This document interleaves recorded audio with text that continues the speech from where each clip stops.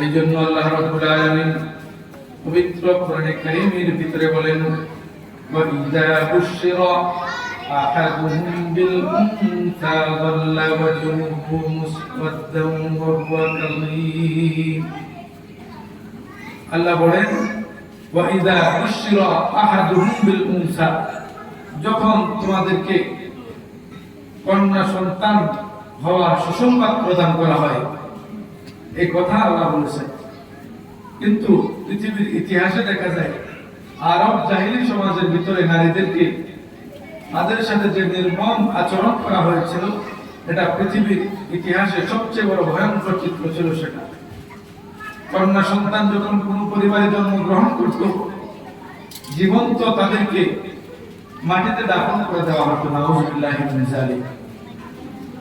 পিতা এরকম ভাবে মন খারাপ করে থাকতো, পরিবারের লোকজন এরকম ভাবে তারা খুশি হতো না, তারা নিজেদের ভাগ্যকে অকল্যাণ মনে করা হতো।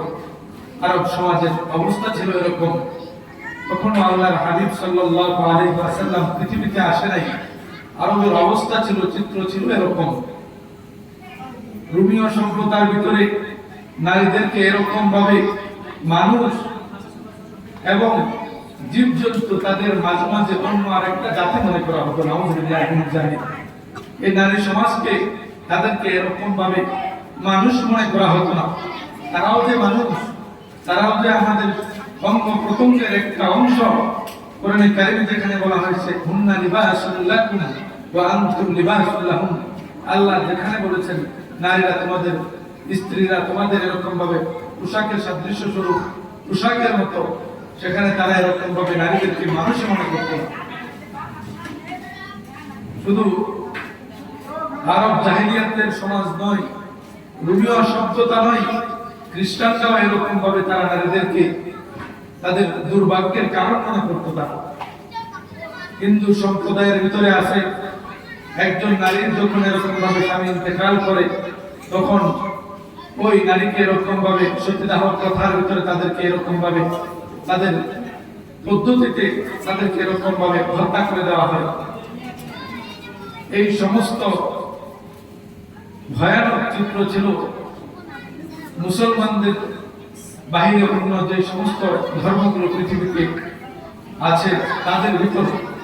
কিন্তু আল্লাহ রাব্বুল আলামিন আপনাকে আমাকে স্পষ্টভাবে জানিয়ে দিচ্ছেন, একটা নারী কত গুরুত্বপূর্ণ, একটা মহিলা কত সম্মান, তাদের কত অধিকার, তাদের কত মর্যাদা, তারা আল্লাহর কাছে কতটা প্রিয়, পরিবারের জন্য কতটা প্রয়োজন, পিতার জন্য কতটা রহমত, একজন স্বামীর জন্য কতটা সৌভাগ্যের কারণ। সুবহানাল্লাহ বিহামদিহি।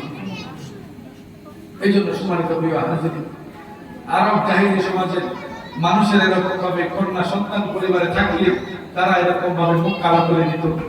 রোমীয় সভ্যতায় তাদের সম্মান ছিল না, খ্রিস্ট ধর্মে তাদের এরকম ভাবে পরিপূর্ণ সম্মান, অধিকার, মর্যাদা ছিল না।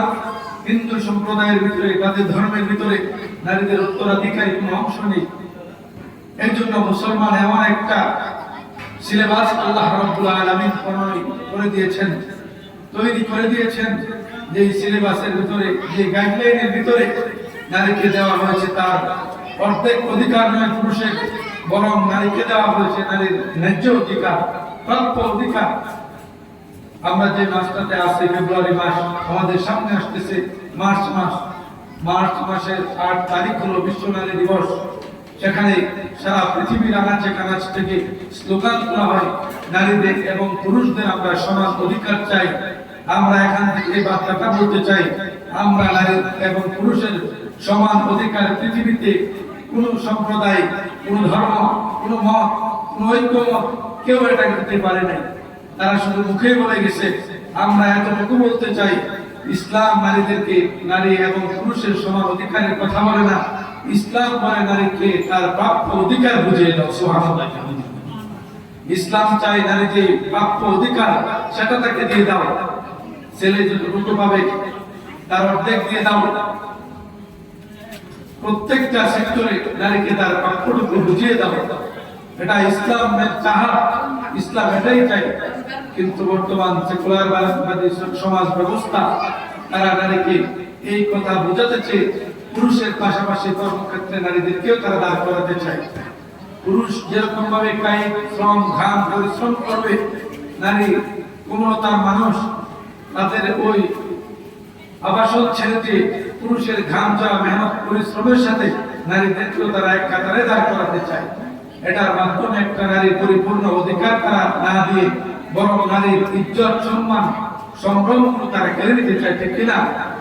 এই জন্য সম্মানিত প্রিয় হাজরিন, আমরা 3টি পয়েন্টে আলোচনা করব, যার মাধ্যমে আমরা আলোচনা শেষ পর্যায়ে আমাদের বুঝে আসবে ইসলাম নারীকে কতটা মর্যাদা কতটা সম্মান দিয়েছে।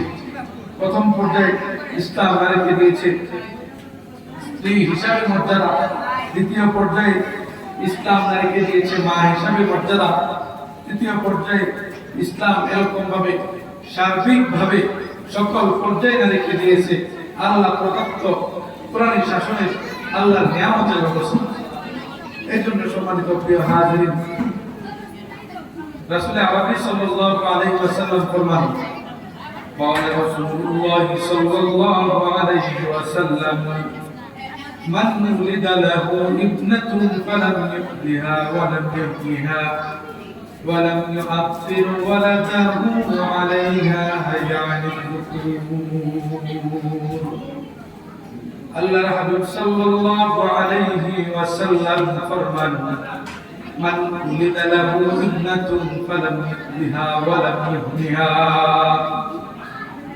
ও দুনিয়ার মুসলমান শুনে রাখো, মান উলিদা লাহু ইবনাতুন ফালাম ইউযিহা, তোমাদের মধ্যে থেকে যদি কারো কন্যা সন্তান থাকে, ইবনাতুন ফালাম ইউযিহা, এই কন্যা সন্তানকে যদি ছেলে সন্তানের উপর যদি তোমরা প্রাধান্য না দাও, ওয়ালাম ইউযিহা ওয়ালাম ইউহনিহা, এবং এই কন্যা সন্তানকে যদি তোমরা হেয় প্রতিপন্ন না করো, মেয়ে মানুষ দিকে তাকে বাঁকা চোখে যদি তোমরা তার দিকে না তাকাও, ওয়ালাম ইউআক্কির ওয়ালাদাহু আলাইহা ইয়ানি যুকুর আদখালাহুল্লাহু বিহাল জান্নাহ। আল্লাহর পয়গম্বর জানিয়ে দিয়েছেন, শুনে রাখো দুনিয়ার মুসলমান, কোন পরিবারের লোকজন যখন কন্যা সন্তানকে ছেলে সন্তানের চাইতে বেশি প্রাধান্য এরকম ভাবে তার প্রতি যখন কোনো প্রকার বৈষম্য না করে, পিতামাতা যখন তার সাথে কোনো প্রকারের বৈষম্য না করে, তাহলে জেনে রাখো আদখালাহুল্লাহু বিহাল জান্নাহ। কাল কিয়ামতের কঠিন ময়দানে আল্লাহ রাব্বুল আলামিন ওই পিতামাতাকে আল্লাহর জান্নাতে প্রবেশ করাবেন। সুবহানাল্লাহ, সুবহানাল্লাহ জোরে বলেন। আল্লাহর জান্নাতে ওই পিতামাতাকে আল্লাহ প্রবেশ করাবেন। কেন? আমাদের সমাজের বাস্তব চিত্র হলো, এক ব্যক্তির ছেলে আছে একজন, মেয়েও আছে একজন। বাজারে যখন যায়, মেয়েও একটা আবদার করলো, ছেলেও একটা আবদার করলো। পিতা চিন্তা করছে, সে মেয়ে মানুষ তো অপরের বাড়িতে চলে যাবে, অপরের বাড়িতে চলে যাবে, তার দাবি দেওয়া তার পাওয়া এত বেশি না, কিন্তু আমার এই ছেলে সন্তান, সে যেটা বলছে এটা অবশ্যই অবশ্যই আমাকে আনতে হবে। কেন? এই সন্তান আমাকে বড় হবে, সে এরকম ভাবে আয় রোজগার করবে, আমাকে চালাবে, কিন্তু মেয়েকে তো বিবাহ সাথে দিয়ে দিয়ে সে আমার কি কাজে আসবে, সে আমার কি কাজে আসবে? এটা হলো আমাদের সমাজের বাস্তব চিত্র। এই চিত্র শুধু আমাদের এই একটা উদাহরণের ভিতরে সীমাবদ্ধ নয়। খাবার খেতে মা বাবা পরিবারের লোকজন